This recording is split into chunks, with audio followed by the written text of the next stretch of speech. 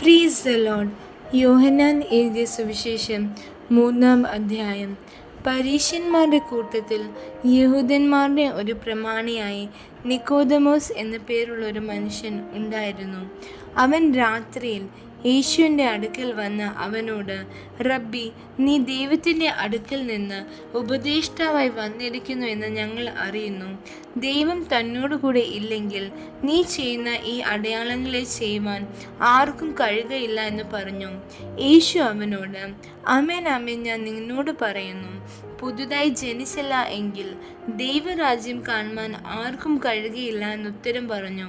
Nicodemus അവനോട്, മനുഷ്യൻ വൃദ്ധനായ ശേഷം ജനിക്കുന്നത് എങ്ങനെ? രണ്ടാമതും അമ്മയുടെ ഉദരത്തിൽ കടന്ന് ജനിക്കാമോ എന്ന് ചോദിച്ചു. അതിന് യേശു, ആമേൻ ആമേൻ, ഞാൻ നിന്നോട് പറയുന്നു, വെള്ളത്താലും ആത്മാവിനാലും ജനിച്ചില്ല എങ്കിൽ ദൈവരാജ്യത്തിൽ കടപ്പാൻ ആർക്കും കഴിയുകയില്ല. ജഡത്താൽ ജനിച്ചത് ജഡമാകുന്നു, ആത്മാവിനാൽ ജനിച്ചത് ആത്മാവാകുന്നു. നിങ്ങൾ പുതുതായി ജനിക്കണം എന്ന് ഞാൻ നിന്നോട് പറയാൽ ആശ്ചര്യപ്പെടരുത്.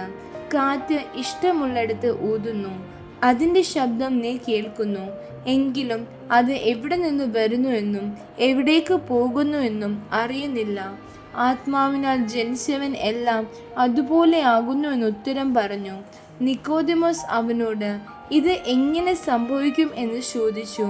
യേശു അവനോട് ഉത്തരം പറഞ്ഞത്, നീ ഇസ്രായേലിൻ്റെ ഉപദേഷ്ടാവായിരുന്നിട്ടും ഇത് അറിയുന്നില്ലയോ? ആമേൻ ആമേൻ, ഞാൻ നിന്നോട് പറയുന്നു, ഞങ്ങൾ അറിയുന്നത് പ്രസ്താവിക്കുകയും കണ്ടത് സാക്ഷീകരിക്കുകയും ചെയ്യുന്നു.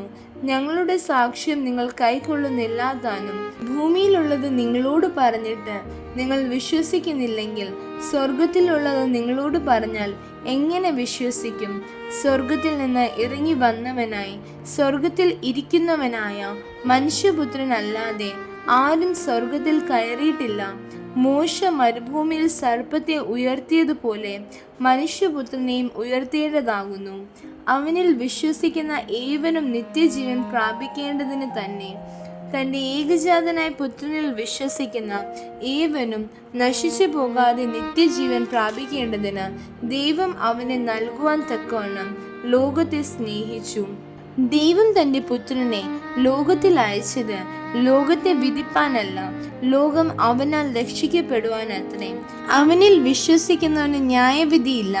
വിശ്വസിക്കാത്തവന് ദൈവത്തിൻ്റെ ഏകജാതനായ പുത്രൻ്റെ നാമത്തിൽ വിശ്വസിക്കായകയാൽ ന്യായവിധി വന്നു കഴിഞ്ഞു. ന്യായവിധി എന്നതോ വെളിച്ചം ലോകത്തിൽ വന്നിട്ടും മനുഷ്യരുടെ പ്രവൃത്തി ദോഷമുള്ളതാകിയാൽ അവർ വെളിച്ചത്തേക്കാൾ ഇരുളിനെ സ്നേഹിച്ചത് തന്നെ. തിന്മ പ്രവർത്തിക്കുന്നവൻ എല്ലാം വെളിച്ചത്തെ പകയ്ക്കുന്നു, തൻ്റെ പ്രവൃത്തിക്ക് ആക്ഷേപം വരാതിരിപ്പാൻ വെളിച്ചത്തിലേക്ക് വരുന്നതുമില്ല.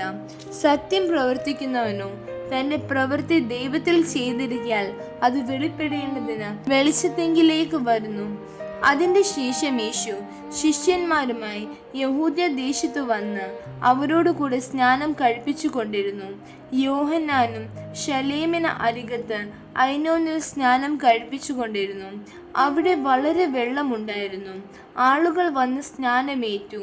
അന്ന് യോഹന്നാനെ തടവിൽ ആക്കിയിരുന്നില്ല.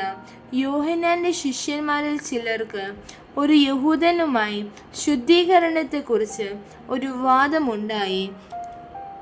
അവർ യോഹന്നാന്റെ അടുക്കൽ വന്ന് അവനോട്, റബ്ബി, യോർദാൻ അക്കരെ നിന്നോട് കൂടെ ഇരുന്നവൻ, നീ സാക്ഷീകരിച്ചിട്ടുള്ളവൻ തന്നെ ഇതാ സ്നാനം കഴിപ്പിക്കുന്നു, എല്ലാവരും അവൻ്റെ അടുക്കൽ ചെല്ലുന്നു എന്ന് പറഞ്ഞു. അതിന് യോഹന്നാൻ, സ്വർഗത്തിൽ നിന്ന് കൊടുത്തിട്ടല്ലാതെ മനുഷ്യന് ഒന്നും ലഭിപ്പാൻ കഴിയുകയില്ല. ഞാൻ ക്രിസ്തുവല്ല, അവന് മുമ്പായി അയക്കപ്പെട്ടവനത്രേ എന്ന് ഞാൻ പറഞ്ഞതിന് നിങ്ങൾ തന്നെ എനിക്ക് സാക്ഷികളാകുന്നു. മണവാട്ടി ഉള്ളവൻ മണവാളനാകുന്നു.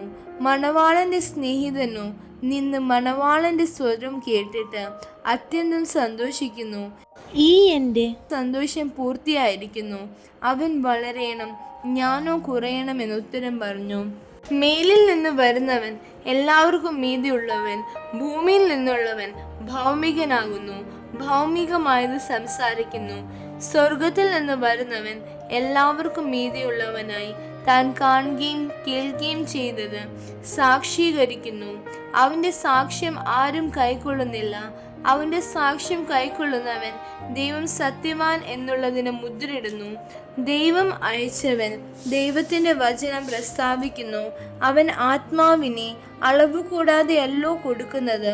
പിതാവ് പുത്രനെ സ്നേഹിക്കുന്നു, സകലവും അവൻ്റെ കയ്യിൽ കൊടുത്തുമിരിക്കുന്നു. ഇതിൽ വിശ്വസിക്കുന്നവന് നിത്യജീവനുണ്ട്. പുത്രനെ അനുസരിക്കാത്തവനോ ജീവനെ കാണുകയില്ല, ദൈവക്രോധം അവൻ്റെ മേൽ വസിക്കുന്നതേയുള്ളൂ. ആമേൻ.